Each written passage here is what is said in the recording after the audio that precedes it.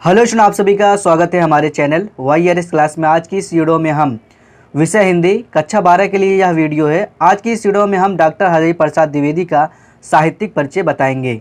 सबसे पहले ये जान लेते हैं कि परीक्षा में जो है साहित्यिक परिचय कैसे पूछा जाता है। अगर आपके पास परीक्षा का पेपर है तो खोल लीजिएगा।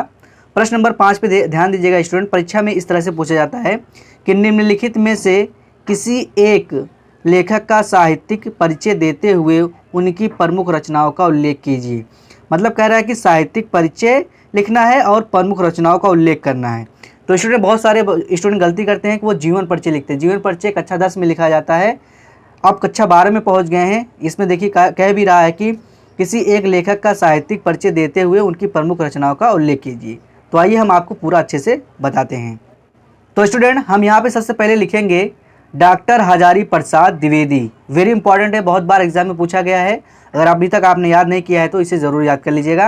यहाँ पे लिखेंगे डॉक्टर हजारी प्रसाद द्विवेदी और हेडिंग डालेंगे साहित्यिक परिचय। उसके बाद हम इसमें लिखेंगे डॉक्टर हजारी प्रसाद द्विवेदी का जन्म बलिया जिले दुबे का छपरा नामक गाँव में सन 1907 ईस्वी को हुआ था।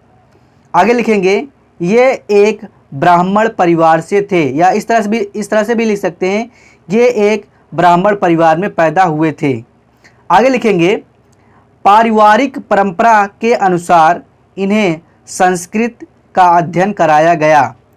सन 1930 ईस्वी में काशी विश्वविद्यालय से ज्योतिषाचार्य की परीक्षा उत्तीर्ण की। कुछ समय बाद काशी हिंदू विश्वविद्यालय में हिंदी विभाग के अध्यक्ष नियुक्त हो गए। उसके बाद आगे और लिखेंगे भारत सरकार ने इन्हें पद्म भूषण की उपाधि से सम्मानित किया। कुछ समय बाद ये भारत सरकार की हिंदी संबंधी योजनाओं का दायित्व ग्रहण किया। 1979 ईस्वी को डॉक्टर हजारी प्रसाद द्विवेदी का निधन हो गया, या फिर इस तरह से भी लिख सकते हैं कि डॉक्टर हजारी प्रसाद द्विवेदी का मृत्यु हो गया, या फिर इस तरह से लिख सकते हैं स्वर्गवास हो गया। जैसा आपका दिल चाहे वैसा आप लिख सकते हैं। उसके बाद हम आगे हेडिंग डालेंगे प्रमुख रचनाएं, क्योंकि यहाँ पे स्टूडेंट देख लीजिएगा परीक्षा में इस तरह से पूछा जाता है कि निम्नलिखित में से किसी एक साहित्यिक परिचय देते हुए उनकी प्रमुख रचनाओं का उल्लेख कीजिए। हमने आप लोगों को साहित्यिक परिचय बता दिया और आगे कह रहा है कि प्रमुख रचनाओं का उल्लेख कीजिए। तो हमारा अगला हेडिंग जो रहेगा वो रहेगा प्रमुख रचनाएं। यहाँ पर हम हेडिंग लिखेंगे प्रमुख रचनाएं और इसमें हम लिखेंगे नीली पेन से डॉक्टर हजारी प्रसाद द्विवेदी का साहित्य बहुत विस्तृत है। कविता और नाटक के क्षेत्र में इन्होंने प्रवेश नहीं किया। इनकी प्रमुख रचनाएं निम्नलिखित हैं। उसके बाद हम काली पेन से यहाँ पे लिखेंगे निबंध और नीली पेन से लिखेंगे निबंध में अशोक के फूल, कुटुज, कल्पलता, ये 3 जो है लिखेंगे। इसके अलावा भी बहुत सारे हैं, अगर आप चाहते हो तो लिख सकते हैं, मगर आपको 2 या 3 तो ज़रूर लिखिएगा।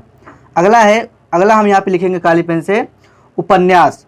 उपन्यास के यहाँ इसे काली पेन से लिखेंगे। उसके बाद हम नीली पेन से लिखेंगे बाण भट्ट की आत्मकथा, दूसरा अनाम दास का पोथा, तीसरा लिखेंगे पुनर्नवा आदि। इस तरह से ये जो हमारा जो है साहित्यिक परिचय जो है पूरा कंप्लीट हो जाएगा।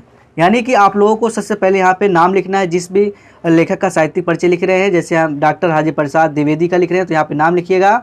उसके बाद हेडिंग डालिएगा साहित्यिक परिचय, ना कि जीवन परिचय। साहित्यिक परिचय डालिएगा, साहित्यिक परिचय। उसके बाद आपको जैसे हमने आपको लिख के बताया है यहाँ से लेकर अच्छे से यहाँ तक लिखना है। उसके बाद अगला हेडिंग जो होगा आपका प्रमुख रचनाएँ होगा। प्रमुख रचनाएँ आप लोग काली पेन से हेडिंग डालिएगा। उसके बाद नीली पेन से आपको लिखना है यहाँ से लेकर यहाँ तक, तब जाके आपको पूरा नंबर आसानी से मिल जाएगा। तो स्टूडेंट, हमने आप लोगों को बताया कि किस तरह से आपको लिखना है और क्या क्या लिखना है। तो उम्मीद करता हूँ आप लोगों को यह वीडियो पसंद आया होगा। वीडियो पसंद आया वीडियो को लाइक कर दें, सब्सक्राइब कर दें। मिलते हैं अगली वीडियो में, तब तक के लिए थैंक यू।